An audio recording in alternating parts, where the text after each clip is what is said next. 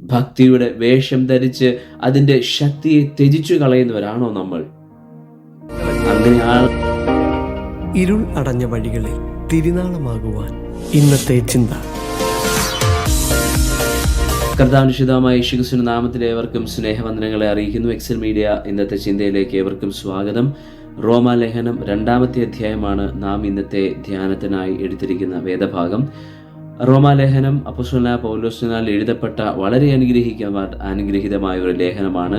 ക്രൈസ്തവ ചരിത്രം നാം പരിശോധിച്ച് നോക്കിയാൽ ക്രൈസ്തവ ചരിത്രത്തിൽ അനേകമായ മാറ്റങ്ങൾ കൊണ്ടുവന്ന ഒരു ലേഖനമാണ് റോമാലേഖനം. 1-ാമത്തെ അധ്യായത്തിൽ പാപം സകല മനുഷ്യരിലും പരന്നിരിക്കുന്നുവെന്നും ദൈവത്തിൻ്റെ കോപം ഓരോ ദിവസവും മനുഷ്യരുടെ മേൽ അത് പൂർണ്ണതയിലേക്ക് വന്നുകൊണ്ടിരിക്കുമ്പോഴും ദൈവത്തിൻ്റെ സുവിശേഷം, ക്രിസ്തുവിൻ്റെ സുവിശേഷം രക്ഷയ്ക്കായി ദൈവശക്തിയാകുന്നുവെന്ന് അപ്പോസ്തലനായ പൗലോസ് പറയുന്നു. 2-ാമത്തെ അധ്യായത്തിലേക്ക് നാം കടന്നു വരുമ്പോൾ 1 മുതൽ 16 വരെയുള്ള ഭാഗങ്ങളിൽ നമുക്ക് കാണുവാൻ സാധിക്കുന്നത് സകല അവിശ്വാസികളും തങ്ങളുടെ പാപനിമിത്തം ദൈവത്തിൻ്റെ ന്യായവിധിയുടെ കീഴിലാണ്. ക്രിസ്തുവിൻ്റെ സുവിശേഷത്തിൻ്റെ വെളിച്ചത്തിൽ സകലരെയും ദൈവം ന്യായം വിധിക്കുമെന്ന് നമുക്ക് കാണുവാൻ സാധിക്കും. അതിൻ്റെ 17 മുതൽ 29 വരെയുള്ള ഭാഗങ്ങൾ നമ്മൾ നോക്കുമ്പോൾ യഹൂദൻ്റെ സവിശേഷതകളെ നമുക്ക് കാണുവാൻ സാധിക്കും. എന്താണ് യഹൂദനുള്ള സവിശേഷതകൾ? ഒന്നാമതായി രേഖപ്പെടുത്തിയിരിക്കുന്നു, യഹൂദൻ എന്ന പദവിയിൽ അവൻ അഭിമാനം കൊണ്ടു. അങ്ങനെ ന്യായപ്രമാണത്തിൽ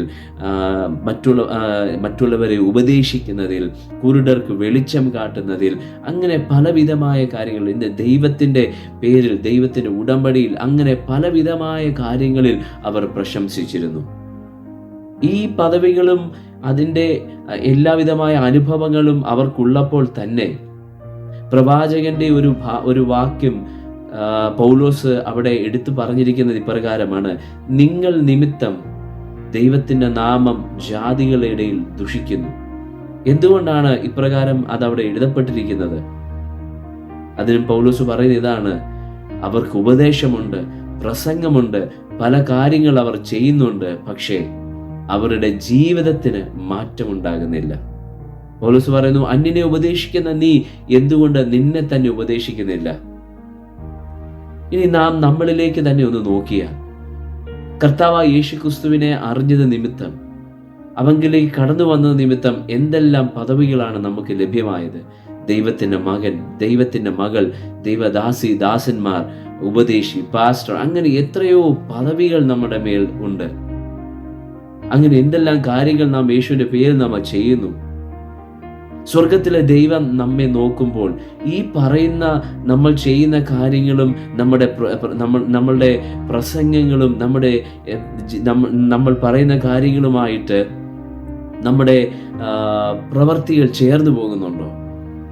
നമ്മുടെ ജീവിതം ചേർന്ന് പോകുന്നുണ്ടോ? നാം പ്രസംഗിക്കുന്ന പ്രസംഗങ്ങൾ നമ്മളോട് നാം ഉപദേശിക്കാറുണ്ടോ? ഈ വചനം എപ്പോഴെങ്കിലും നമ്മോട് സംസാരിച്ച് നമ്മെ മാറ്റിയിട്ടുണ്ടോ? അവിടെ നാം താഴേക്ക് വായിക്കുമ്പോൾ പൗലോസ് പറയുന്നൊരു കാര്യമുണ്ട്: ഹൃദയത്തിൻ്റെ പരിച്ഛേദനയിലാണ് ദൈവത്തിൻ്റെ പ്രശംസ ലഭിക്കുന്നത്. അങ്ങനെയുള്ളവർക്ക് ദൈവം മുമ്പാകെ പുകഴ്ചയുണ്ടാകും. പുറമേ കാര്യങ്ങൾ ചെയ്യുന്നതിലല്ല, ഒരുപാട് പേരെ ഉപദേശിക്കുന്നതിലല്ല, ഒരുപാട് പേരെ വഴി നടത്തുന്നതിലല്ല, നമ്മൾ ആയിരിക്കുന്ന പദവിയിൽ അഭിമാനം കൊള്ളുന്നതിലല്ല, മറിച്ച് ഹൃദയത്തിന് ഇതെല്ലാം ഒരു മാറ്റം കൊണ്ടുവരട്ടെ.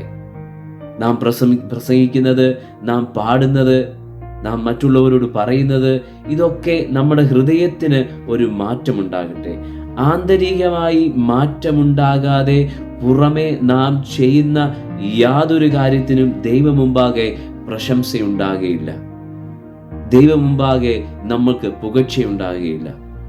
ദൈവം ഒരുവനെ അംഗീകരിക്കണമെങ്കിൽ, ദൈവം നമ്മെ അംഗീകരിക്കണമെങ്കിൽ, കർത്താവായ യേശുക്രിസ്തുവിൻ്റെ രക്തത്താൽ വീണ്ടെടുക്കപ്പെട്ട നമ്മൾ നമ്മുടെ ഹൃദയത്തെ ഓരോ ദിവസവും ശോധന ചെയ്തുകൊണ്ട്, കർത്താവായ യേശുക്രിസ്തു ഗിരിപ്രഭാഷണത്തിൽ രേഖപ്പെടുത്തിയിരിക്കുന്ന ഒരു വാക്ക് ഇപ്രകാരമാണ്: ഹൃദയ ശുദ്ധിയുള്ളവർ ഭാഗ്യവാന്മാർ, അവർ ദൈവത്തെ കാണും. പുറമേയുള്ള കാര്യങ്ങളിലൂടെ അല്ല നമ്മൾ ദൈവത്തെ കാണുന്നത്. പുറമേ നാം എന്തെല്ലാം കാട്ടിക്കൂട്ടുന്നതിലൂടെ അല്ല ദൈവത്തെ നമ്മൾ കാണുന്നത്. മറിച്ച് നമ്മുടെ ഹൃദയത്തിൻ്റെ ശുദ്ധിയിലാണ്, പരിശുദ്ധിയിലാണ് നമുക്ക് ദൈവത്തെ കാണുവാൻ കഴിയുന്നത്. അങ്ങനെയെങ്കിൽ പ്രിയ ദൈവ പൈതലേ, നാം ചെയ്യുന്നതും നാം പറയുന്നതും നാം പ്രസംഗിക്കുന്നതും നാം പാടുന്നതും വെച്ച് നമ്മുടെ ജീവിതത്തെ ഒന്ന് അനലൈസ് ചെയ്ത് നോക്കിയാൽ, നമ്മുടെ ഹൃദയത്തെ ഒന്ന് നോക്കിയാൽ എത്രത്തോളം അത് നമ്മളുടെ ജീവിതത്തിൽ യാഥാർത്ഥ്യമായിട്ടുണ്ട്. ഭക്തിയുടെ വേഷം ധരിച്ച് അതിൻ്റെ ശക്തിയെ ത്യജിച്ചു കളയുന്നവരാണോ നമ്മൾ? അങ്ങനെയാണ് നാം എങ്കിൽ ദൈവത്തിന് മുമ്പാകെ നമുക്ക് പ്രശംസയുണ്ടാകുകയില്ല, മറിച്ച് ദൈവ മുമ്പാകെ നാം ലജ്ജിക്കേണ്ടി വരും. നാം ചെയ്യേണ്ടത് എന്താണ്? നാം ചെയ്യേണ്ടത് ദൈവാത്മാവിനാൽ, ദൈവവചനത്തിന്റെ ശക്തിയാൽ നമ്മുടെ ഹൃദയങ്ങളെ പരിച്ഛേദന ചെയ്യുക, നമ്മുടെ ഹൃദയങ്ങളെ ശുദ്ധി വരുത്തുക.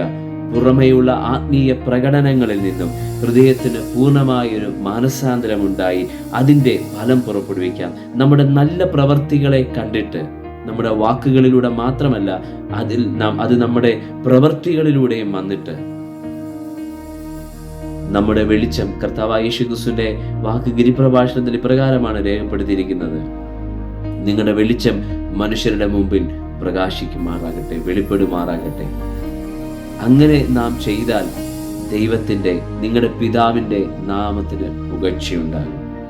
ദൈവനാമത്തിന് പുകഴ്ചയുണ്ടാകുന്ന, ദൈവത്തിന്റെ നാമത്തിന് മാനമുണ്ടാകുന്ന, മഹത്വമുണ്ടാകുന്ന പ്രവൃത്തികൾ നമ്മളിൽ നിന്നുണ്ടാവട്ടെ. അതിന് നമ്മുടെ ഹൃദയത്തെ മാറ്റാം, ഹൃദയത്തെ പരിച്ഛേദന കഴിക്കാം. അതിനായി പരിശുദ്ധാത്മാവിന്റെ ശക്തിയിലും ദൈവവചനത്തിലും ദൈവത്തിന്റെ കൃപയിലും നമുക്ക് ആശ്രയിക്കാം. ഈ വചനങ്ങളാൽ ദൈവം നമ്മെ ഏവരെയും അനുഗ്രഹിക്കട്ടെ. God bless you.